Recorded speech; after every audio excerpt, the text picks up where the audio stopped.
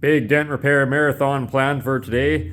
I gotta do something about all the damage on the back of this cab and the back of this roof, and possibly this panel here. So take a look here, and we got this guy in the roof, kind of your classic dent there. Nothing too terrible. There's a lot of little guys like that. Stuff going on here. All pretty minor, but it's all got to be fixed. We got a bit of a, you can't see anything. There's a dent here, take my word for it, yes indeed. And dent here in the corner. Here's the worst of the damage right here. And you can see she's buckled in a fair ways there, so that's going to be an interesting one. I am chopping the top on this, and when I chop the top, I'm going to bring this back window down so it's closer to the belt line here, but I still have to remove this dent because it's in here so far that it's actually caused the window frame to pull in, so we can't have that. That's got to be fixed. And then this dent here continues down into here, and we can see that's a pretty substantial low area there, plus all these little yellow marks here, those are all dents too. So this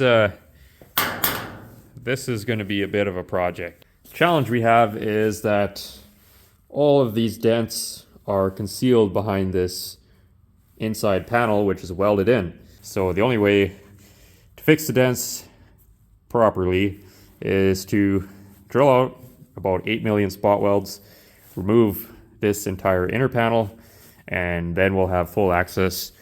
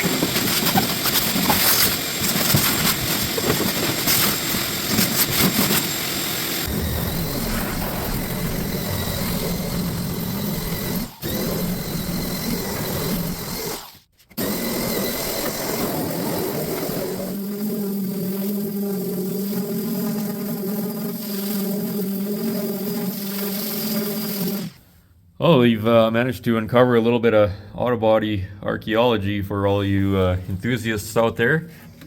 I don't know if you can see in the corner here, you can see all these little pick marks all in here.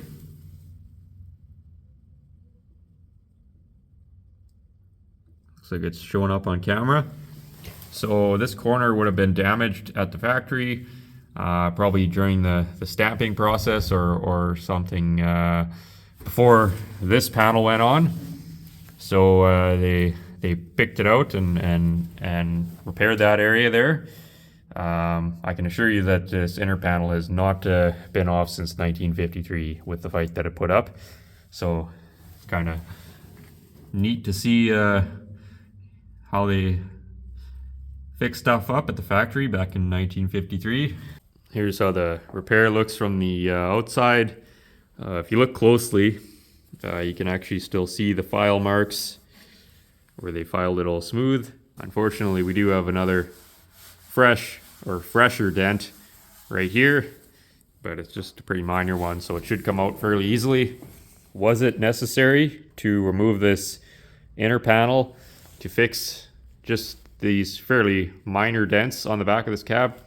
No, absolutely not. The only way to get these dents 100% is to remove that. But if I was just building this truck as a stalker, and you know, for what these trucks are, they're not you know, $1 million highly collectible one of one hand-built, coach-built thing. So I would just take a Unispotter and just yank out the worst of these dents and then just skim over the whole thing with body filler, block it all smooth, and it would probably last another 70 odd years and be totally fine. The other reason I took this off is because we are chopping the top. So the only way to finish out the welds and finish out everything the way that I would like to have it finished, which isn't perfect, but I would like it to be half decent. So the only way to do that is to actually remove the inner panel, so I've got full access. It absolutely would be possible to chop the top on this without removing this panel. And lots of people have done it, and you know, it turns out just fine. But just for what I'm trying to do, I want to challenge myself to try and always do a little bit better every time. So to get the results that I'm after, I would like to have this out of the way, and it's gonna, in the long run, it'll actually make the job go faster and easier and need less body work when it's done. So it's struggling with that for an hour or whatever it took was worth it in the grand scheme of things, at least in my mind.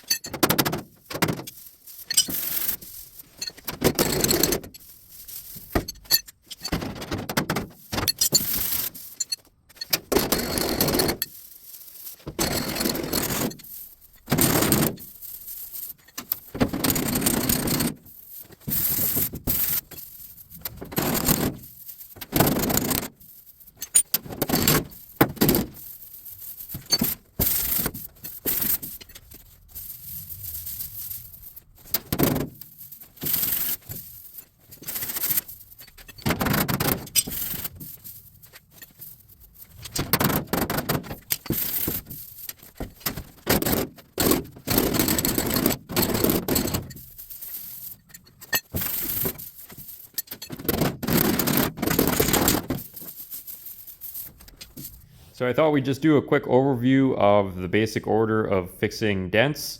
For anybody who's new here, I do have a bunch of earlier videos going over this subject in detail, but it's been a couple years. We got a bunch of new viewers. I get asked the same question over and over again. So just so it kind of starts to become a bit more clear of what I'm doing in this video, the basic order of operations for removing dents is you want to start out with your external dimensions first. External dimensions, I mean your panel edges all through here. External dimensions. Then you move on to body lines and other areas of strength. So this indent here would be considered a body line. This bead on the door is considered a body line. So those are your body lines and areas of strength. So then we move on to high crowns. So what would be considered a high crown is a panel with a lot of shape to it. So this fender here, if it didn't have a big dent going through it, would be considered a high crown. This corner of the roof would be considered a high crown. So we've got edges, then body lines, high crowns. Can you guess what's next? Hopefully. Then we move on to low crowns. So low crowns would be panels like this roof. This center of this roof here, this would be considered a low crown. The middle of this door, low crown, not much curve going on. This is a 1950s vehicle, so it's got a lot of crown in all the panels. But we move on to something a bit newer here, a late model car here. And you can see this trunk lid is pretty flat. It does actually have shape going both ways, but this would be considered a low crown panel as well. Because the panels we're repairing don't have a lot of edges or body lines, I thought we'd just do an example here. We're not repairing this, but you can see that this front fender here has suffered an impact. You can see there's appears to be a point of impact here, and there's also some damage through here, which may or may not be from the same collision. And this impact here has changed the shape of this body line. It has buckled the edge here. You can see if you look at it from this angle, this is buckled here.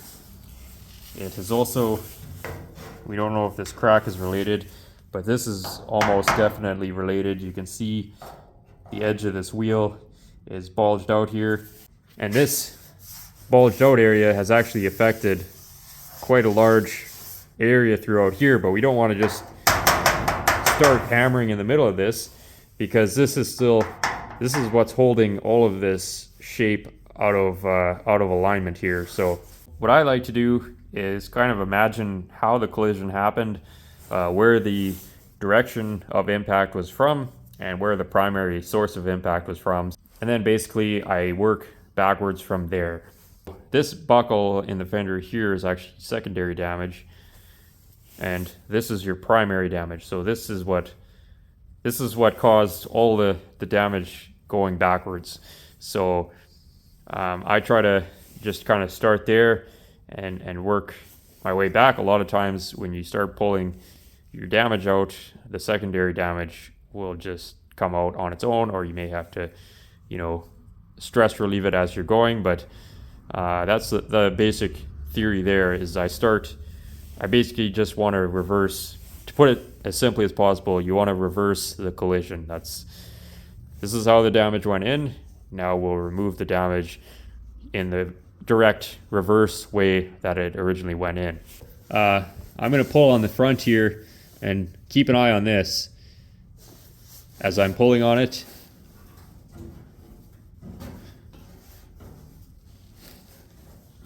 You can actually see that that relaxing here, and you can even see how all this front damage has also caused the rear of the fender to be pushed out of shape as well.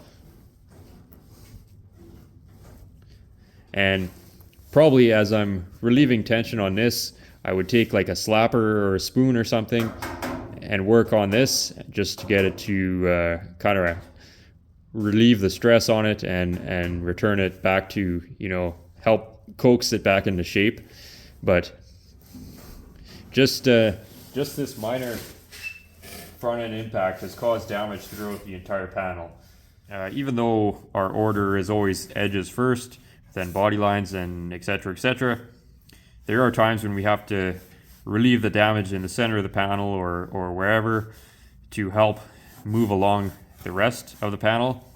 We can see that the point of impact here has caused damage to the body line as well, but I don't want to just focus on working this body line out to be absolutely perfect and then do this, because if we try to work this area too much, it's actually going to end up stretching the metal, and then by the time we start working on this, there's going to be too much metal here, and it's just going to cause all kinds of issues. So we kind of have to slowly relieve all the stress on the panel as we're going. But the end goal should always be get your edges back, get your body lines back, and then worry about perfecting the rest. If I spend too much time on this, then there could still be an area in the body line that's, you know, twisted out of shape. That's going to be preventing this from returning back to its proper shape. And then we're just going to end up chasing dents or oil cans throughout the panel, and it's just going to be an absolute nightmare. So an example that of what happens if you don't follow the basic order of operations when removing a dent or damaged panel. A fairly common one is the hoods on a modern car. You know, if they get in a front end impact, they usually buckle up in the middle. Here is our undamaged hood, looking at it from the side. This is the front, and then this is going to be the back. So we have the same hood here, and it has now been involved in a collision. If I can draw that. And the collision has caused that hood to buckle in the front. Well, what's happened is the hood is now actually shorter. So what we don't want to do is just immediately start hammering on this buckle, because we're going to have all this metal and it doesn't have anywhere to go. And then what's going to happen is this is going to turn into a giant oil can, and we're going to think it needs to be shrunk, and we're going to over shrink it, and then we're going to put it back on the car, and like our fender is going to be here, and the hood isn't going to fit. It's going to only go part way up.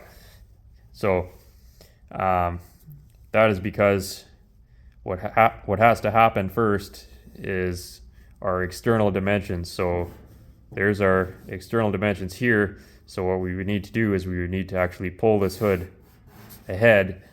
And as we're pulling it ahead, we would probably have to, you know, lightly tap on this buckle here. The majority of the actual work is going to be getting this hood stretched back into shape. And if, in theory, if we return our panel to the proper dimensions and we get our body lines and everything right, then the rest of the panel will be very close to actually being ready for bodywork. If we don't follow this order and we try to force things into place, then it'll never be right, and what will end up happening is we'll end up locking damage into the panel, and it becomes, at that point, just about, you know, impossible to actually get the panel straight again, or if not impossible, a whole pile of work.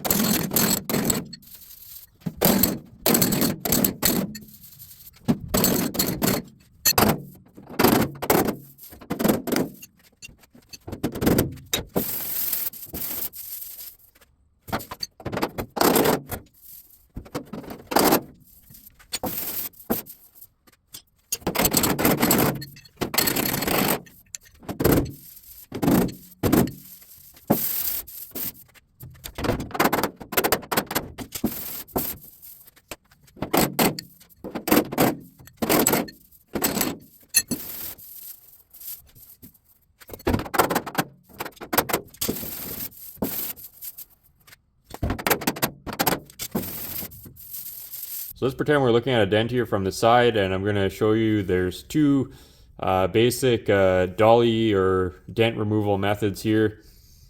So here's our happy panel. Oh, that's not a very happy panel. Okay, forget that. We'll just go straight to drawing the dent, seeing as we can't even draw a straight line apparently. All right, we're going to try this again. So here's our dented panel, looking at it from the side. There's a big dent there. So what's happened here is we've had a point of impact, which has obviously changed the shape of the panel. The metal's been distorted or pushed past this yield point. It's actually pushed up the surrounding metal around the point of impact. So there's actually a high spot on all the way around the perimeter of the dent. There's two, again, basic hammer and dolly methods. The first method is the off dolly technique. That's where I'm going to put a dolly underneath the low spot. Then I'll take a hammer and I'll tap down on the high spots that are around the outside of the dent.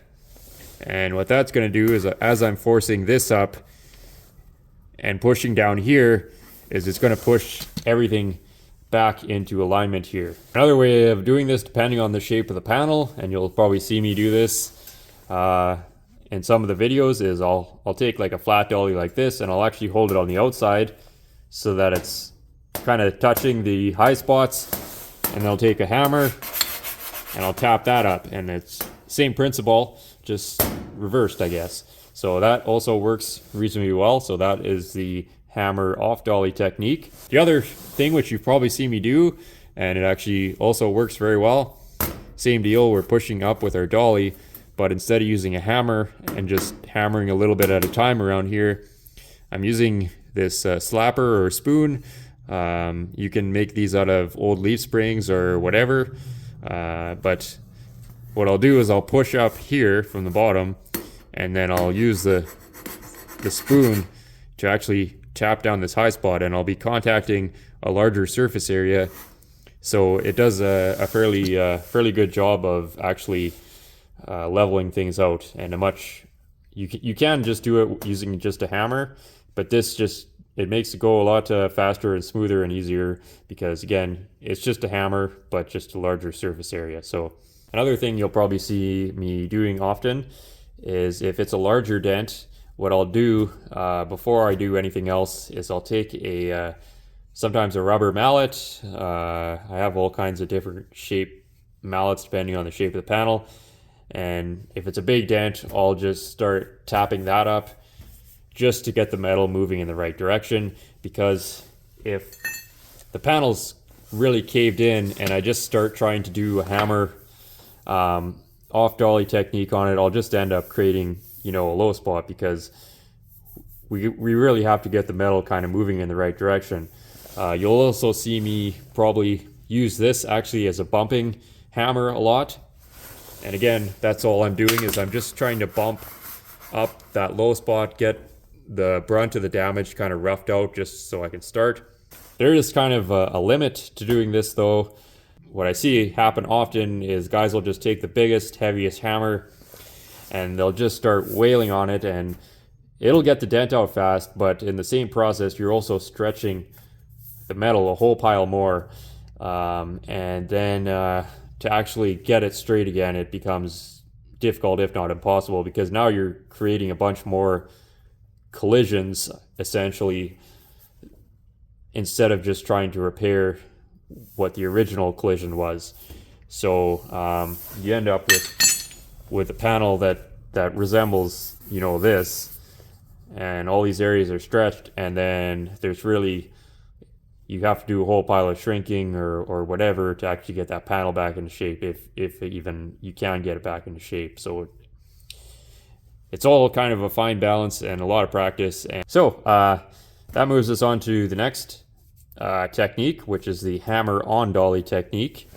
And so once we get this kind of starting to look like something, maybe it's, it's been roughed out, but it's still kind of high around here, and it's got some lows and whatever. It's not totally straight. So then we'll move on to the hammer on dolly, and if I can grab my hammer and dolly here. So then I'll choose a dolly that's slightly higher crown than the panel that I'm repairing. I don't want too flat, because then this will create a low spot, but I don't want too high, because then I'll end up overdeveloping the panel and overstretching it, and then that creates a whole bunch more problems. So hammer on dolly is literally exactly as described. You're hitting that metal and you're trapping it between the hammer and the dolly, and what that's doing is you're essentially planishing out all of the remaining damage. So we would go along here like that, and that's going to flatten out this. You'll actually be able to hear it. You can hear that ringing sound. The challenge with this is you again have to be careful, because trapping the metal between here and here, it has nowhere to go, And at some point, it's going to end up stretching that metal. So like this bump right here, if we hold the dolly flat, then we can tap down on it with a hammer. At first, we won't be able to hear that ringing because we're pushing this down and it's not trapped. But as soon as it starts to come in contact, then we know that the surface is very close to level again. And then we'll move on and we'll continue kind of working across that and just limiting this noise as much as we can. There's also some overlap because if we're using a slapper and we start out as a hammer, you know, off dolly, by the time this starts to come up, then it actually becomes an on dolly, but that's kind of the nice thing about the slapper is we're spanning a large area, so we're actually able to control the raising and the leveling of the metal much more evenly. That's just the basic overview between the two different methods, and the only real way to, I guess, master any of this is just practice. You know, I've been doing it for 12 years now and I'm still learning. But if you follow the basic steps, the basic order of dent removal and the basic principle of dent raising, you'll be able to run into a lot less issues than just mindlessly, you know, pounding on it and not really understanding or knowing what's going on. So it's better to just slowly release the damage than just try to knock it all out all in one shot and end up overstretching the metal and just creating a giant problem. So it doesn't matter if it's a 1903 Oldsmobile or 2023 Toyota Camry. The process of removing a dent has not changed. It's the same principle, the same ideas, you know, the same techniques.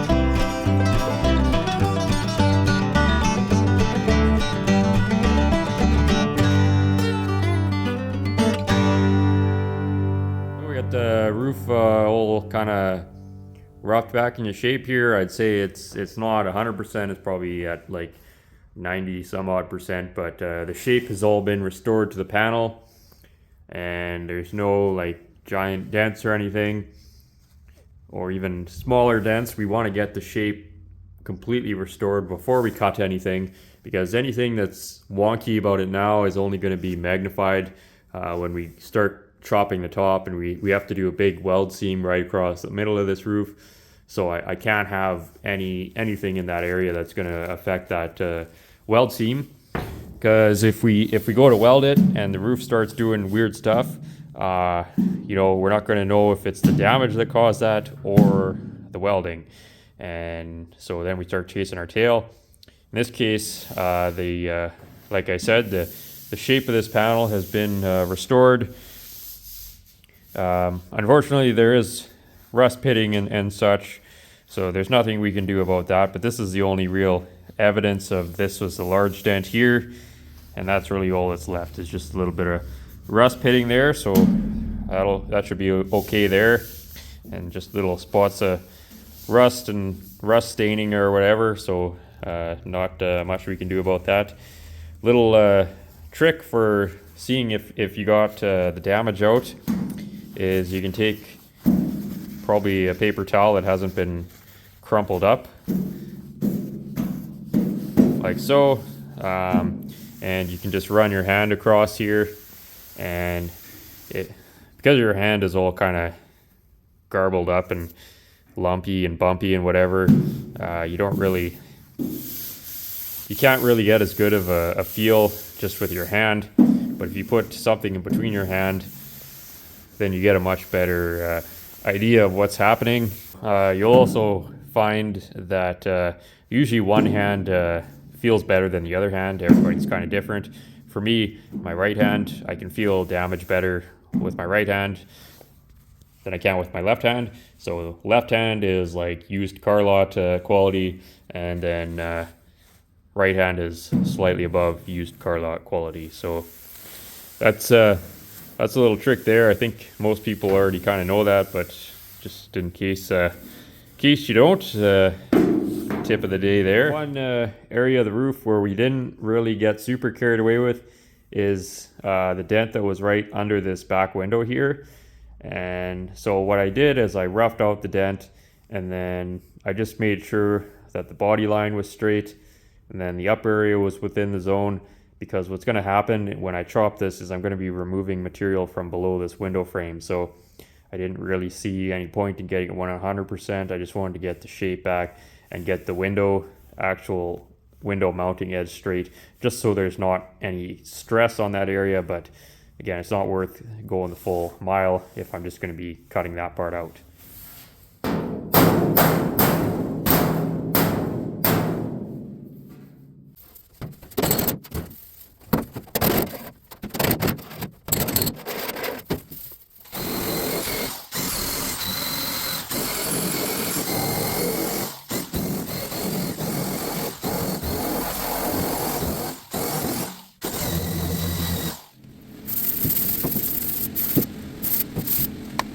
I just sprayed some paint on here as a guide coat and then blocked over it so you can kind of get a visual of what the heck's going on here. Otherwise, it's kind of hard to see on the camera. You can see there's very many low spots across here. I did strip the old paint out of the really bad ones after we kind of started roughing it out a bit, just because that paint, it's so thick that it's going to affect the hammer and dolly ability of the whole shebang there. So if we go on here though, you can see it's very tinny. It's a very tinny cab. I don't like that at all. But in theory, as I go across here and start straightening out some of this is going to start to tighten up, because we're restoring the original structural integrity of the panel. All these dents in here have kind of compromised the shape of it. So in theory, if we return everything back to where it's kind of supposed to be, it'll stop that action there. I'm not trying to get this panel perfect, because a large portion of it is going to be covered, but at the same time, I don't want to be going down the road and listen to that all day. That just won't be very much fun. Even though we're putting like a massive epic sound system in this thing, it's just gonna, boom, boom, boom, that stuff, that's gonna be sweet. But we still gotta do something about this. So yeah, I'll just shut up and start hammering out dents now.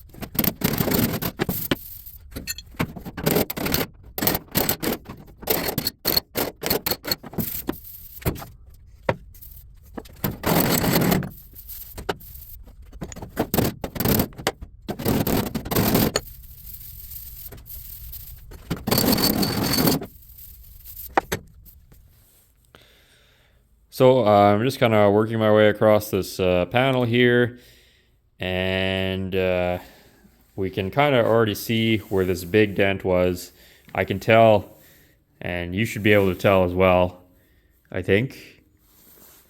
I don't know, it's not going to focus, but as usual. This dent here, there's a pretty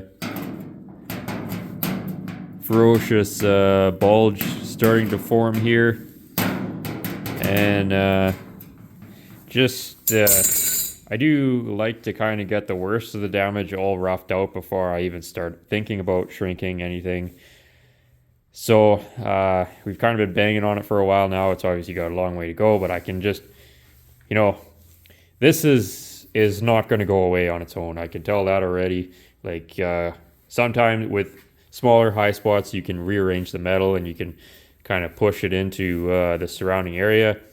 But I can just, you can see by the amount that it's out that like there's nowhere to really to push that metal. It's going to have to be shrunk.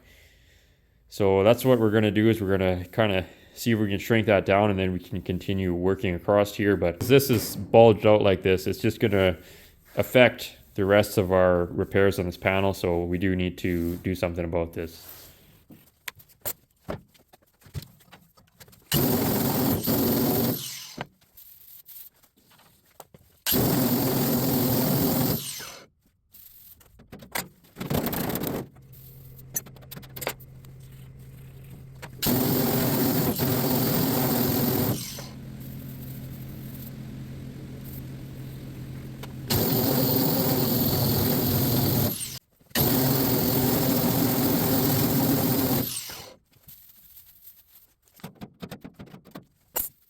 We decided to switch over to Big Bertha here.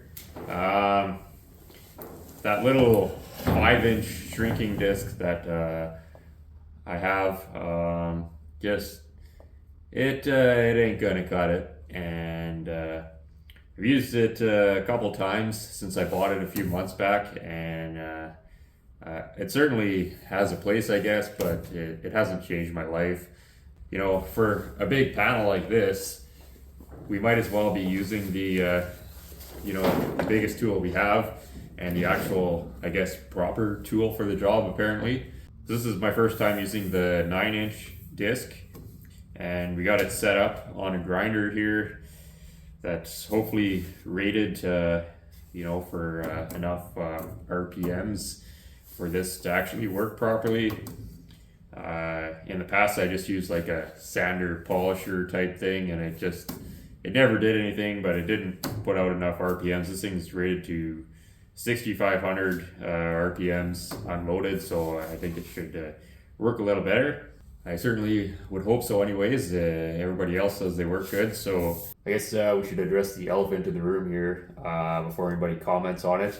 I am wearing a different jacket here.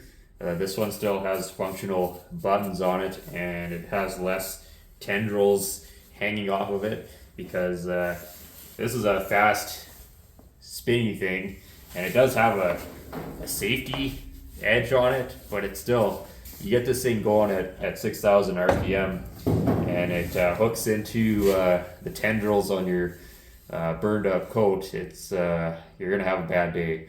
So I guess a rare moment of safety here at the Carter's Hairstyling salon. Try not to get too worked up over the change of clothing here. It's only temporary, and I know that's a big deal, on an automotive channel. The biggest things on an automotive channel aren't actually the vehicles, it's the clothes you wear, your haircut, things in the background, especially if you're a beer drinker. The beer cans in the background are a fascinating subject matter, apparently. So we don't really have that problem here, but just something to keep in mind if you are an automotive YouTuber. Now let's see if we can fix this somehow, or slice our arm off. Either would be good, I guess. If I got no arms, I don't have to fix this stupid truck anymore.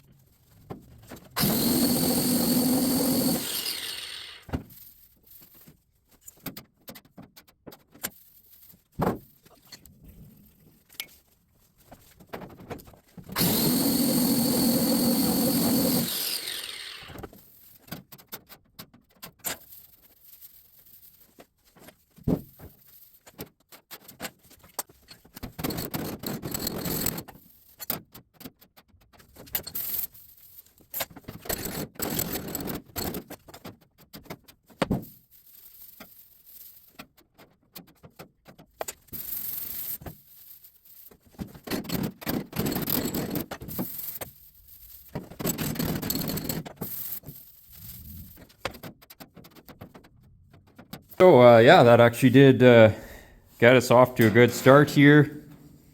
You can see, well, this whole panel is crowned, so but that huge, man, this camera is garbage.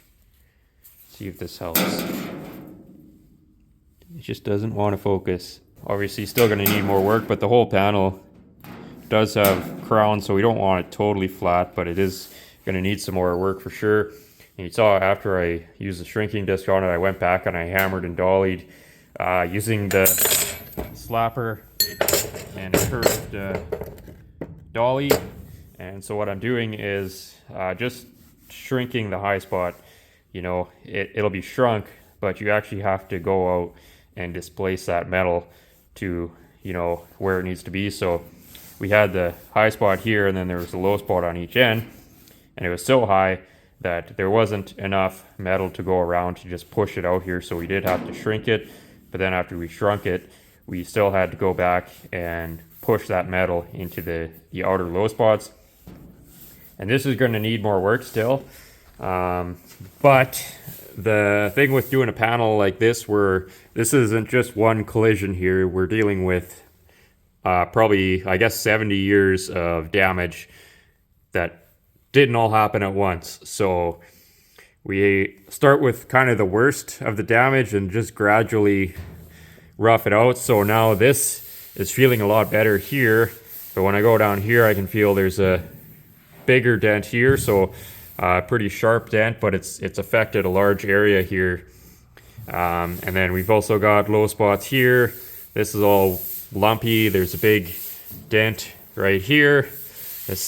So we just got to keep working the whole panel. We don't want to focus in one spot and get this spot perfect, because, you know, with all this damage here, it's affecting, just a little ding will affect like a large area of the panel. So if we try to get this perfect, we're just going to end up chasing our tail, and the panel's going to end up wavy and stretched and just weird. So it just, all this is just a lot of patience and time, and that's all it is. It's definitely very savable, and we'll just keep at it here. We don't even have really that much time in it so far, so we'll just keep banging out dents and running. I think the shrinking disc definitely works a lot better, that big 9-inch one, so we're just going to keep using that as well, and eventually this will start to hopefully look like something. Another thing you'll notice in these videos is I'm constantly doing a little bit of hammering and then rechecking with my hand and with the sanding block, then hammering a little bit, rechecking. And it's kind of annoying when I'm editing, because I don't even realize I'm doing it when I'm actually fixing the panel. But I am checking that panel more often than I'm actually hammering on it. So now that I think about it, though, that's actually probably a really good idea, is just very slowly always check your progress, and don't just mindlessly hammer on it, because it can get away from you in a hurry. And you want to just constantly monitor what you're actually doing to that panel. And so that's I guess a little tip there. So you can see these little marks, and what's happening there is you can see the spots where the marks aren't there. Those spots are still low, and what I'm doing is I'm taking my curved dolly. You want a dolly with slightly more crown than the panel that you're working on, and I'm actually pushing that. I'm not bumping it, I'm just pushing on it fairly hard. And then I'm taking either a hammer or a spoon, which I'm using as a slapper, and I'm just going across here. And like I said, these are the spots that have been raised up now, and then these spots which haven't been touched are still low, and we want to kind of get it all kind of uniform there. The benefit to using the slapper here is that we're actually bringing down the high spots surrounding the dent, while at the same time we're pushing up on the low spots, which is bringing up these low spots. And so every time there's a dent, obviously, I think we've already mentioned that, but there's going to be a high ridge all around that dent. So we want to equalize the metal. We're not trying to, you know, force it to take a new shape. We're just trying to return it to its original shape. The shape is already in the panel. It just has to be, you know, I guess manipulated back to where it was. It got a pretty big low spot here, so I think I'm going to actually work on this next and just kind of gradually bring everything up. Like we said, it's not a race, and we don't want to focus on this area too much because then it's going to affect this area and then we'll start affecting everything. So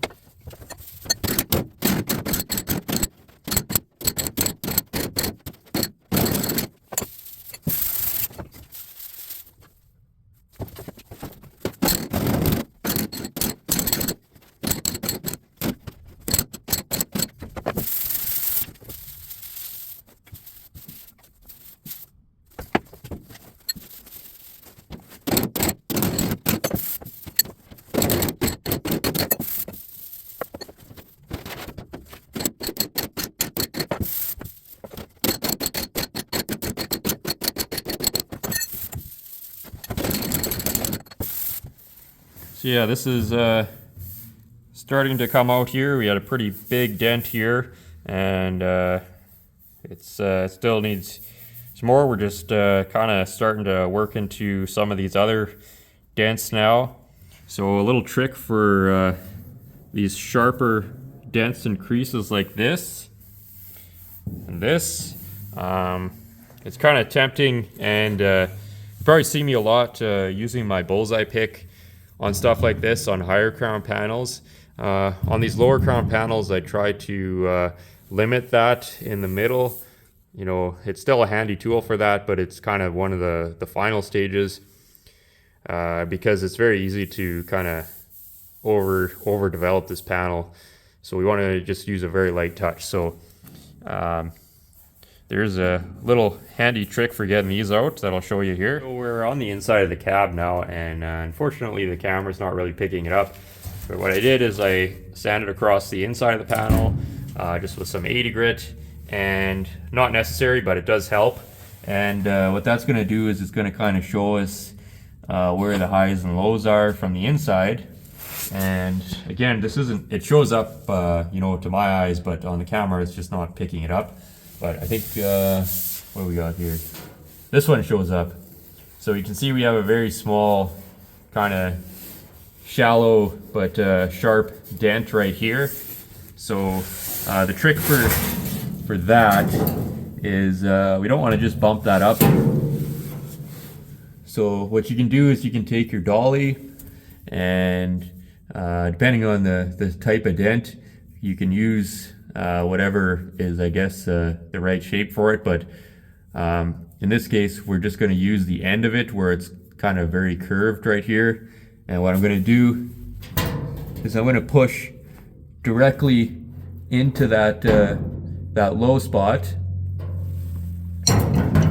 right where it is. I'm going to push up with the dolly, and then on the outside, I'll take my slapper or spoon or whatever you want to call it, and while I'm pushing up in the center here, I'll be hammering like this just over the whole surface area. And once this is brought up, it'll again take on that that kind of, you'll be able to see the little kind of marks in the metal where it's been raised and it's been brought up to the same level. And by doing that, we're pushing down on this high ridge around the dent, while at the same time pushing up from the back. So it's pushing all that metal back to as close as we can get it to its original shape. Now, a lot of these sharper dents will have a bit of stretch in them as well, which I guess we can use the shrinking disc on that now. This also works good if you have like a long, shallow kind of crease in something, like a door skin or something flat.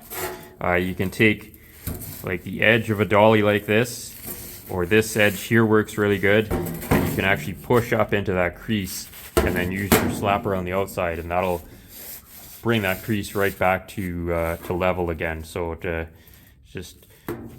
I'm very cautious about these low crown panels, about doing too much bumping, you know, with the dollies and the hammers and stuff. It's better to just kind of very lightly push things around.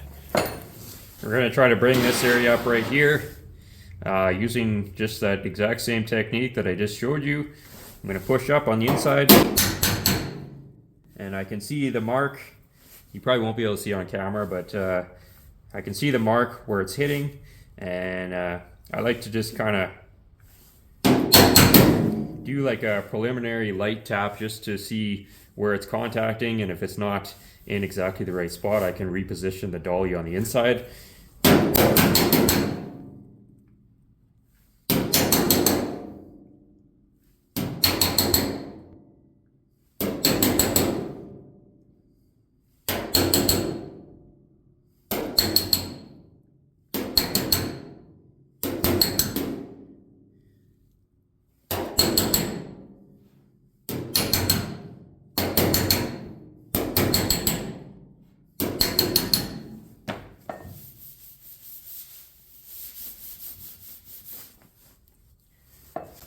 And then another thing you can do is once you get it kind of level, you can flip the dolly around so it's not that sharp edge pushing on it. And you can just do a quick wash over it just to kind of help level everything out.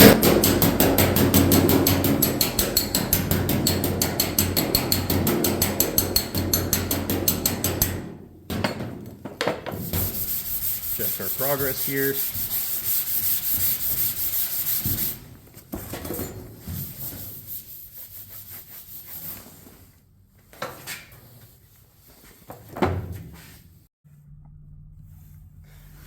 And we can now see the majority of that dent is now disappeared. So we'll continue working across all of these dents until all we have is very minor surface irregularities. And obviously we got a long ways to go there, but this is where the patience comes in, I guess. Probably notice that I'm not hitting it very hard. It's not necessary. Again, it depends on the vehicle you're working on. Some vehicles, like early Fords, the metal is very hard on them, whereas on these Chevys it's a lot softer, so you really got to be careful. And then obviously if you're working on like a newer car, you barely even have to touch it at all. So, but the basic process of actually raising a low spot has not changed in the last 120, 130 some odd years that the automobile's been around. It's probably the same technique they use for fixing armor and whatever for a couple thousand years. So don't let the metal outsmart you. It's just a bunch of molecules hanging out. They're not particularly bright.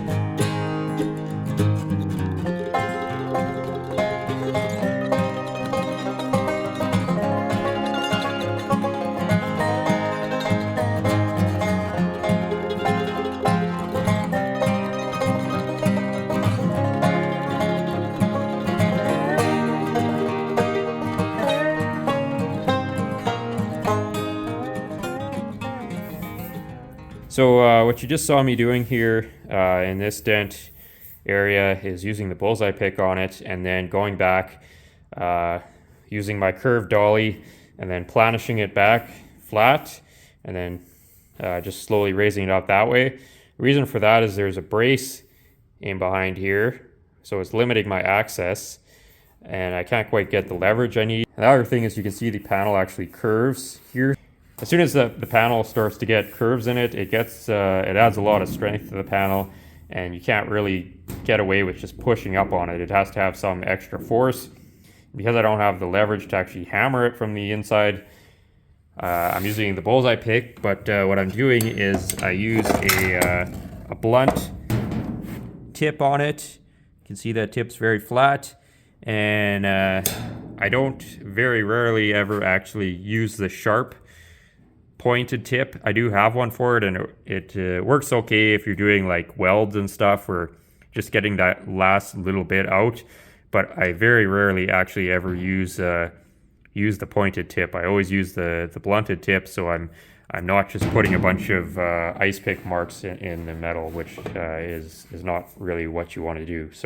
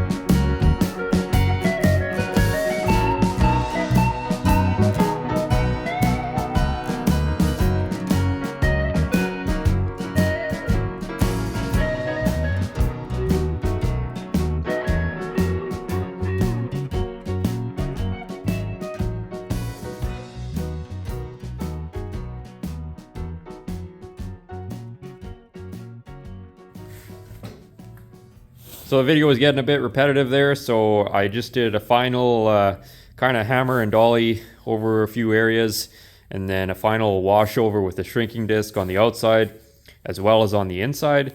And actually the inside, it worked really good on the inside.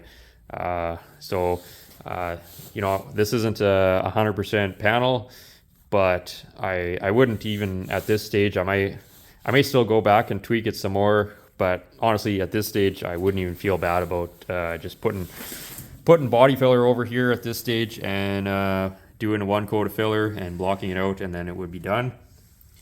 I guess the golden standard around here is just will it fill, because no matter, you know, how good it is, it's going to need something on it, whether it's super high build primer or whatever, and high build primer is just really expensive Bondo. So I think, you know, I'm just getting impatient. I want to chop the top, so I think it'll be okay, you know, for what we're going for anyways, at least for now. Like, as you can probably remember, this is where that big dent was, and it was like when we hammered it out, it was like way out, and that's completely gone back to shape there for the most part. So really happy about that.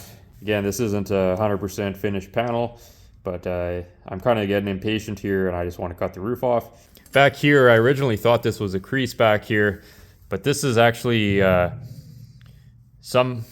think there was like a homemade box on this or something, or a flatbed or something, and something was rubbing on here, and it actually like rubbed a groove in the whole back of the cab. So there's not really any way of getting that out. Or, you know, there's definitely a few little nicks and things like that, which I'm not even going to worry about at this stage. I had a thought, would you believe, when I was working back here, and because the plan is to mold the quarter panels to the back of the cab here, so this will all be getting cut off, and I wasn't sure what I'm doing with the back panel yet, but then as I thought about it, like I'd almost just cut the whole darn thing off and build a panel that kind of bumps out here as kind of the front rail of the box, and just literally graft it in right along this lower line here, and then that would completely